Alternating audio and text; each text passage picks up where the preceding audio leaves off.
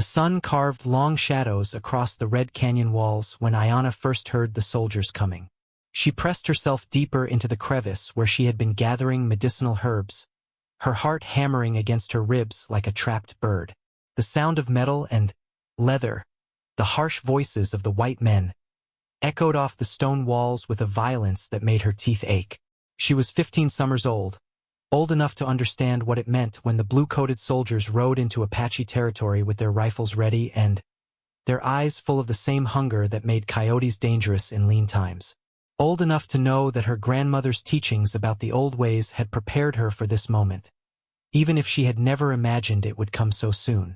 The voices grew closer, accompanied by the clip-clop of horses picking their way across the rocky ground. Ayanna could make out individual words now, the coarse language of men who had forgotten that the earth itself had ears. She understood enough English to know they were hunting her people, looking for what they called hostiles in the network of canyons that had sheltered the Apache for countless generations. "Fresh tracks here, Lieutenant," one voice called out. "Can't be more than a day old." "Spread out," came the reply. "Check every cave, every hiding spot. The orders are clear. Any Apache found off the reservation is to be considered hostile." Ayanna closed her eyes and tried to become part of the stone itself, the way her grandmother had taught her. She thought of the stories the old woman had told her, stories of warriors who had survived impossible odds not through strength alone, but through the kind of inner stillness that could turn a person into shadow and wind. The footsteps passed within arm's reach of her hiding place.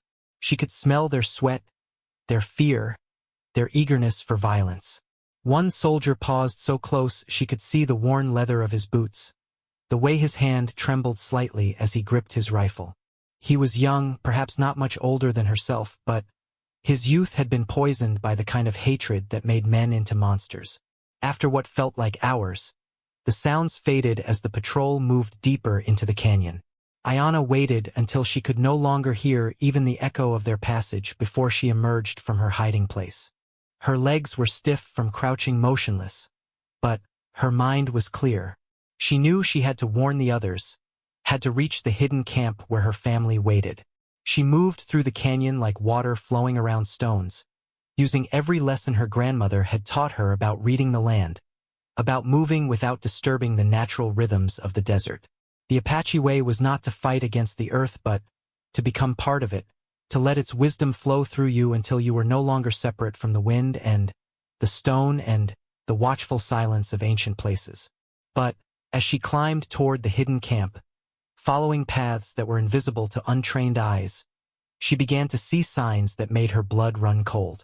Boot prints in the sand, brass cartridge cases glinting in the afternoon sun, drops of blood on the rocks, dark and already attracting flies. The camp, when she reached it, was empty, not just deserted, destroyed. The simple shelters had been torn apart, personal belongings scattered and trampled. The cooking fires had been kicked apart, the ashes mixed with dirt in a deliberate desecration that spoke of more than military necessity. This was the work of men who took pleasure in destruction, who found satisfaction in erasing every trace of a people's existence. Ayanna sank to her knees among the wreckage of her life. Her family's possessions lay broken around her, her mother's grinding stones smashed, her father's arrows snapped in half, her little brother's toys ground into the dirt. The silence was complete, more absolute than any she had ever known. Even the wind seemed to hold its breath in the presence of such devastation. For a long moment, she allowed herself to feel the full weight of her loss. Grief moved through her like a flash flood, threatening to wash away everything she had ever been or hoped to become. She thought of her mother's gentle hands braiding her hair, her father's quiet strength as he taught her to track game, her brother's laughter echoing off the canyon walls. All of it gone, swept away by the advancing tide of a world that had no room for her people's way of life. But even as the grief threatened to consume her, she heard her grandmother's voice, speaking words that had been passed down through generations of Apache women who had faced impossible odds and somehow found the strength to continue. When the world tries to break you, granddaughter, remember this. The person who destroys their weak self can never be destroyed by others. Find the strength that cannot be taken from you, the part of yourself that belongs to the eternal mountains and the endless sky. Ayana rose slowly to her feet, her tears mixing with the dust that coated her face. She understood now what her grandmother had been trying to teach her all those long afternoons when they had sat together gathering plants and listening to the old stories. The real battle was not against the soldiers or the government or the wave of change that was sweeping across Apache lands. The real battle was against the voice inside her own heart that whispered of defeat, that urged her to lie down among the ruins and wait for death to claim her. She began to walk, not toward any destination she could name, but simply away from the destroyed camp. Each step was a choice, a decision to continue existing in a world that had made it clear there was no place for her. She walked through the rest of the day and into the night, her feet finding their way along paths she had known since childhood, paths that led deeper into the maze of canyons where the desert kept its oldest secrets.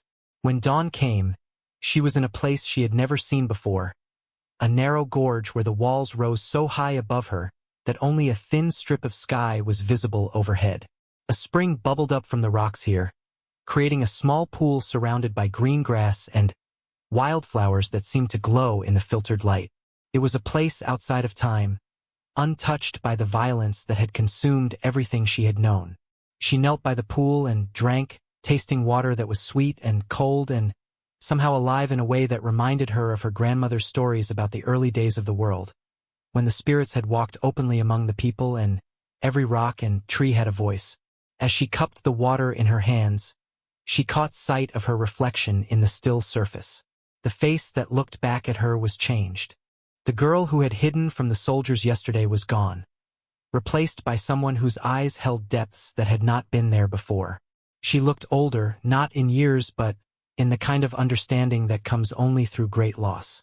Her grandmother had prepared her for this transformation without ever speaking of it directly, teaching her through stories and songs and the patient work of gathering plants that some knowledge could only be earned through suffering.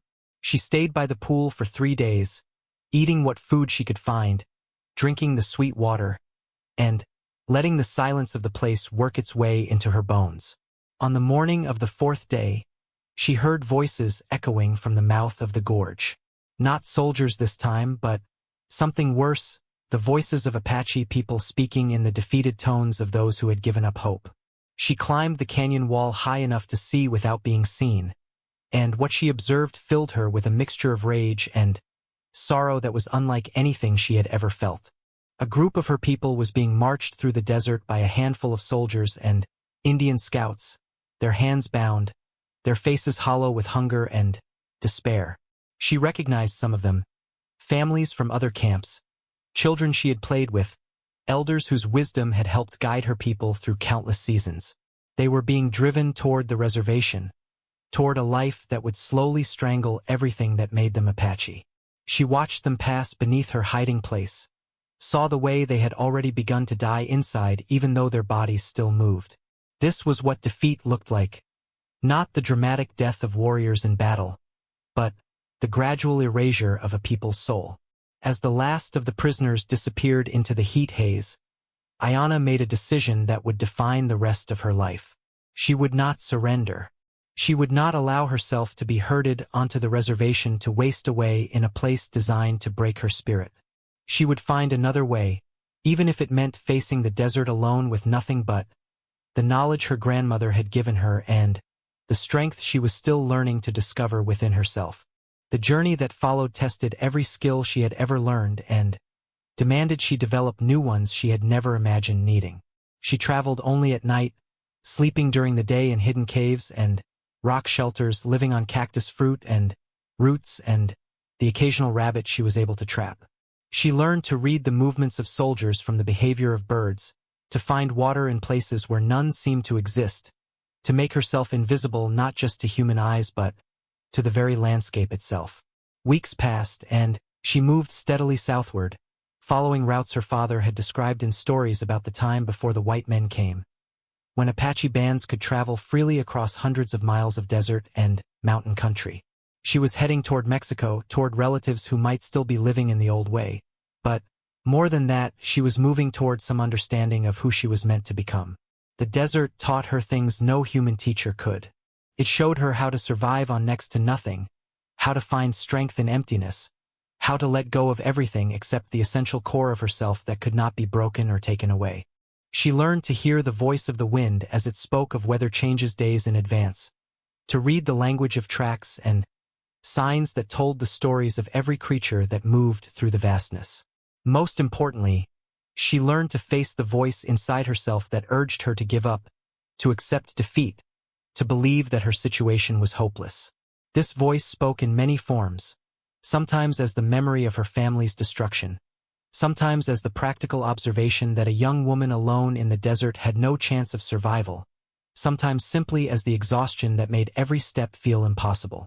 Each time the voice spoke, she answered it with action.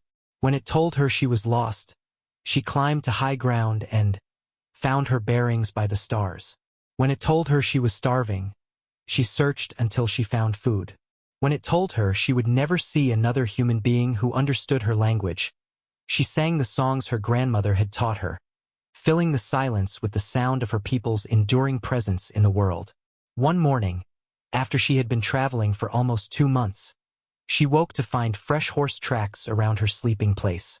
Not the heavy prints of cavalry mounts, but the lighter tracks of Indian ponies.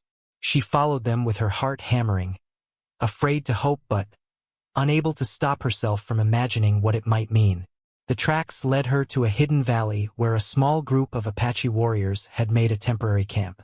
They were men she had heard of but never met, fighters who had refused to accept defeat, who continued to live in the old way despite the bounties on their heads and the constant pressure of military pursuit. When they saw her approaching their camp, weapons appeared in their hands with the speed of striking rattlesnakes. "I am Ayana, granddaughter of Nahueli of the Red Rock people," she called out in Apache, using the formal words for introduction between strangers. "I come seeking nothing but to walk in the way of our ancestors." The leader of the group, a man whose scars spoke of many battles, studied her with eyes that missed nothing. "Nahueli's granddaughter died when the soldiers destroyed the Red Rock camp," he said finally. "We heard the news from refugees heading to the reservation. Part of me died there," Ayana replied. "The weak part. What stands before you now is what remains." The man's expression changed slightly, and she saw something that might have been respect flicker in his eyes. "Tell me what you have learned in the desert, granddaughter of Nahueli." She told him, speaking simply and without pride of the lessons the solitude had taught her. She described how she had learned to find water by watching the flight patterns of birds, how she had discovered which plants could sustain life and which brought only death, how she had survived encounters with mountain lions and desert storms and the kind of despair that could kill more surely than any enemy weapon. When she finished speaking, the scarred leader nodded slowly. "You have learned what many warriors never learn," he said, "that the greatest enemy lives within us, and until that enemy is defeated, no victory is possible." She spent the winter with this band of holdouts, learning skills she had never imagined needing. They taught her to handle weapons with the same expertise she had once brought to gathering plants, to move across terrain that offered no concealment, to think like a guerrilla fighter rather than a member of a peaceful community. More importantly, they taught her about the kind of warfare that was being fought not just in the physical world but in the realm of the spirit. "The white men seek to destroy more than our bodies," the leader, whose name was Joaquin, explained one evening as they sat around a carefully shielded fire. "They want to kill the part of us that knows how to be Apache. They have learned that if they can break our connection to the old ways, if they can make us forget who we are, then they have won more completely than any battlefield victory could achieve." Ayana understood. This was why the soldiers had taken such care to destroy her family's possessions, why they had scattered the ashes of the cooking fires and trampled the children's toys. They were trying to erase the Apache people from the earth not just physically but spiritually, to make it as if they had never existed. "How do we fight such a war?" she asked. "By refusing to forget," Joaquin replied. "By keeping the old knowledge alive. By raising children who know the songs and stories and the proper way to live in harmony with the land. by becoming so strong in ourselves that nothing they do to our bodies can touch what we truly are. Spring came late that year, and, with it, news that the military was planning a major campaign to root out the remaining Apache holdouts. Joaquin's band would have to scatter, each member following their own path to survival. Some would try to reach relatives in Mexico, others would attempt to blend in among the reservation populations, and a few would continue the impossible fight against overwhelming odds. Ayana faced a choice that would determine the rest of her life.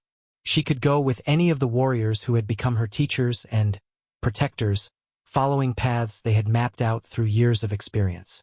Or she could trust the voice that had been growing stronger within her, the voice that spoke of a different kind of resistance. On the morning when the band broke up, she told Joaquin of her decision. "I'm going back," she said simply. He stared at her in disbelief. "Back where? The Red Rock camp is destroyed. Your people are dead or on the reservation." "I'm going back to the place where they left me to die," she said. "To the canyon where I first heard my grandmother's true teaching." "That's suicide," one of the younger warriors protested. "That area is crawling with soldiers. They have permanent patrols through those canyons now." Ayana smiled, and there was something in her expression that made even these hardened fighters step back slightly. "The person who destroys their weak self can never be destroyed by others," she said, quoting her grandmother's words. "I have work to do." The journey back took her 3 weeks, traveling by routes that existed more in memory than on any map. She moved like smoke through country that was indeed thick with military patrols, slipping past sentries and avoiding the main trails with an ease that would have seemed impossible to the frightened girl who had first fled this place almost a year ago. When she finally reached the canyon where her family's camp had been destroyed, she found it exactly as she had left it, a place of ruins and scattered bones where the wind sang lamentations through broken pottery and rotting leather. But now she saw it differently. Instead of a monument to defeat, it was a place where transformation had begun. Instead of an ending, it was a beginning. She set up camp in the same hidden crevice where she had first heard the soldiers coming. But this time she made no attempt to conceal her presence completely. She built fires whose smoke would be visible to anyone who knew how to look. She sang the old songs at dawn and dusk, her voice echoing off the canyon walls in clear defiance of any who might be listening. She began to gather and prepare medicines according to her grandmother's teachings, creating a small pharmacy of desert healing that had been passed down through generations of Apache women. Within a month, they began to come. First, a young mother whose child was sick with fever that the reservation doctors could not cure. Then, an old man who had heard rumors of someone keeping the old ways alive in the canyons. Then others, a few at a time, people who had risked everything to seek out something they could find nowhere else. Ayana treated their physical ailments with the plant medicines her grandmother had taught her to prepare, but, more importantly, she treated the sickness of spirit that reservation life had bred in them. She taught them songs they had been forbidden to sing, stories they had been told to forget, ways of moving and thinking and being that connected them to the land and to their own deepest nature. The soldiers came too, of course. Regular patrols that swept through the canyon looking for signs of illegal Apache activity. But Ayana had learned things in the desert that made her as elusive as the spirits her grandmother had told her about.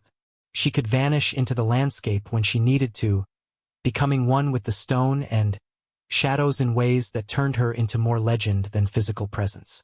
The first time they actually found her, she was grinding medicine in the ruins of her family's camp, working in plain sight in the middle of the day.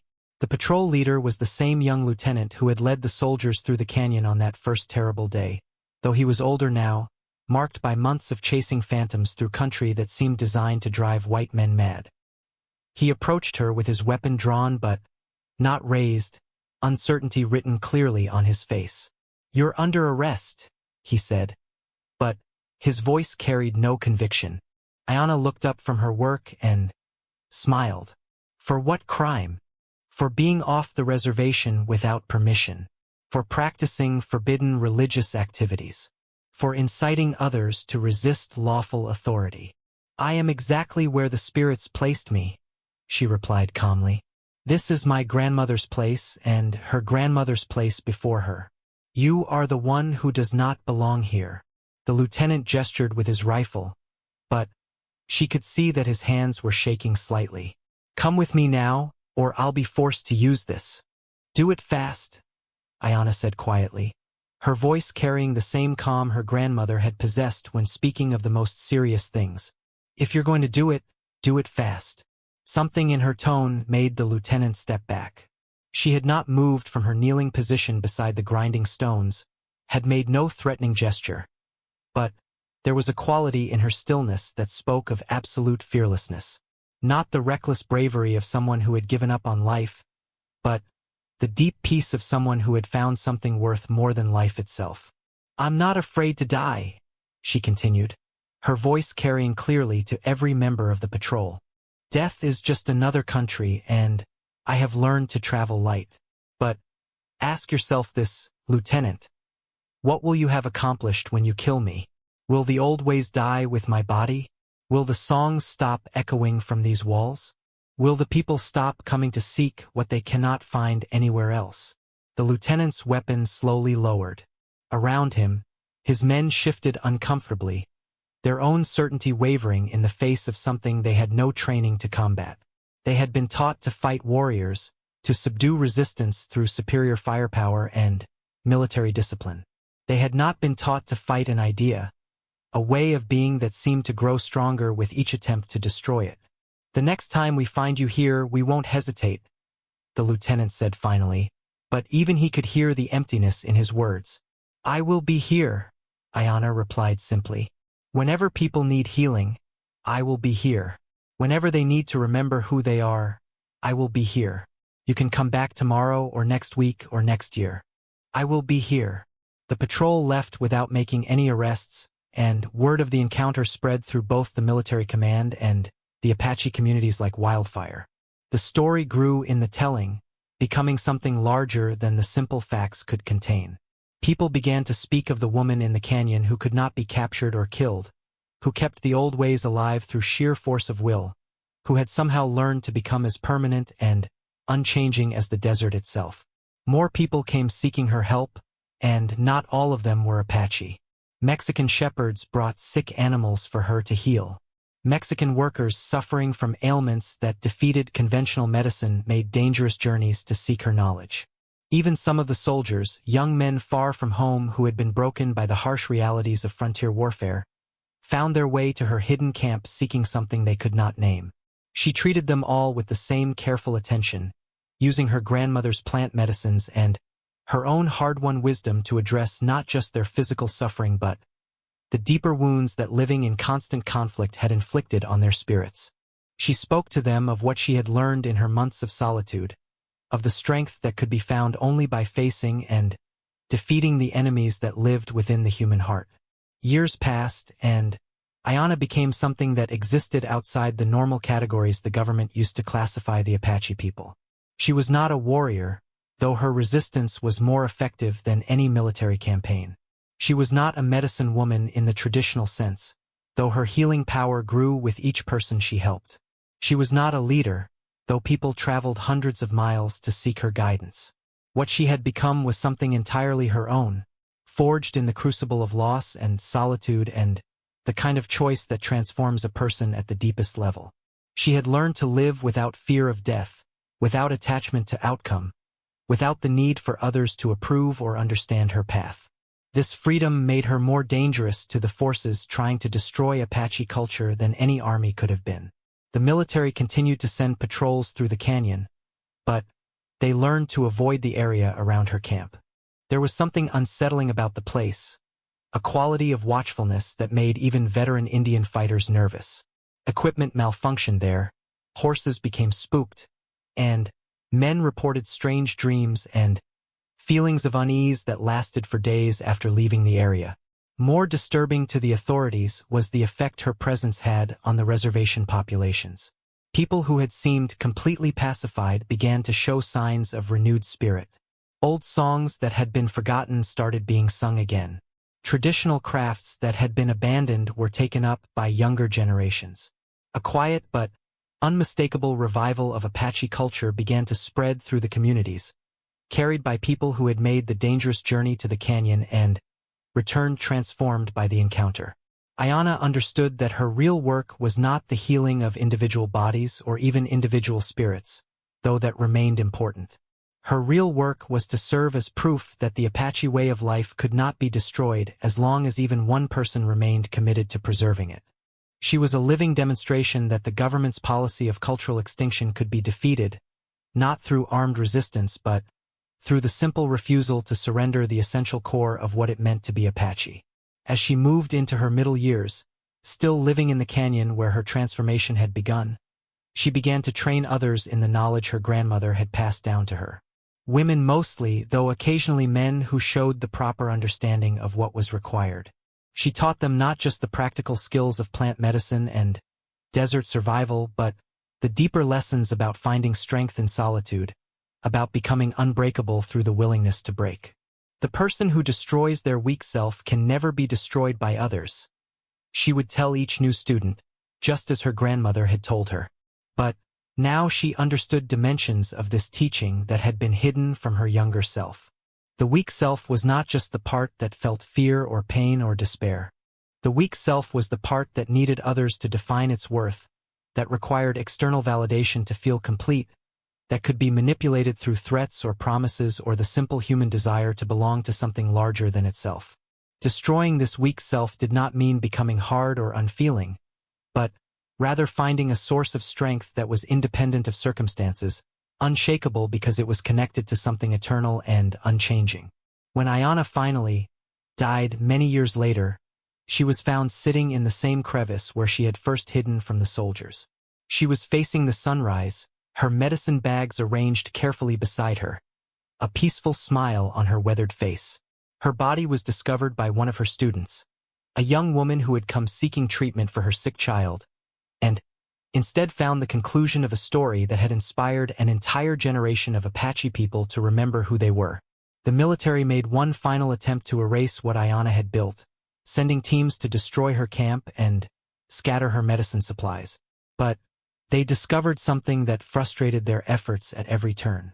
There was nothing to destroy. No permanent structures, no stockpiles of weapons or supplies, no organization that could be dismantled through the arrest of its leaders. What Ayanna had created was not a thing but a way of being, not an organization but a state of mind, not a movement but a return to something so fundamental that it could never be completely eliminated as long as human beings walked the earth. Her students had learned her lessons well, disappearing into the landscape when threatened, reappearing when conditions were right, carrying forward the knowledge and the unbreakable spirit that she had embodied. In the end, her greatest victory was not survival but transformation. She had taken the worst thing that could happen to a person, the complete destruction of their world and identity, and used it as raw material for becoming something stronger and more permanent than what had been lost. She had learned her grandmother's deepest teaching not through words but through lived experience, discovering through her own journey that the human spirit, when properly tempered, could indeed become unbreakable. The canyon where she had lived and died became a place of pilgrimage for Apache people, though they came quietly and left no traces of their passage. They came to remember not just Ayanna's story but their own stories, to reconnect with the part of themselves that no government policy or military action could touch. They came to learn what she had learned, that the greatest battles are fought not against external enemies but against the voices within that counsel surrender and despair. And in the whisper of wind through the red rock canyons, in the patient strength of desert plants that bloom after decades of drought, in the flight of birds that know no borders and recognize no flags, her teaching continues. Do it fast, she had said to death itself, and in saying so had discovered that some things are too essential to die, too deeply rooted to be uprooted, too true to be destroyed by any force that operates only in the material world. Her legacy was not monuments or written records or official recognition of her accomplishments. Her legacy was the living proof, carried in the hearts of her people, that the human spirit could not be conquered as long as even one person remained willing to choose strength over surrender, truth over convenience, the difficult path over the easy one. In choosing to return to the place where she had been left to die, in refusing to accept the limitations that others tried to impose on her life, In learning to find unshakable strength in the midst of absolute solitude, Ayanna had demonstrated something that would outlive all the governments and armies and policies that had sought to destroy her people. She had shown that the person who truly destroys their weak self becomes something that cannot be destroyed by others, not because they are physically invulnerable, but because they have discovered the part of themselves that belongs to the eternal and unchanging forces that shape the world. The story of the Apache girl who was left to die in the canyon and chose instead to become immortal continues to echo through the desert wind, a reminder that the greatest victories are often invisible, that the most important battles are fought in the human heart, and that sometimes the most powerful resistance comes not from fighting against the world but from refusing to let the world determine who you are allowed to become.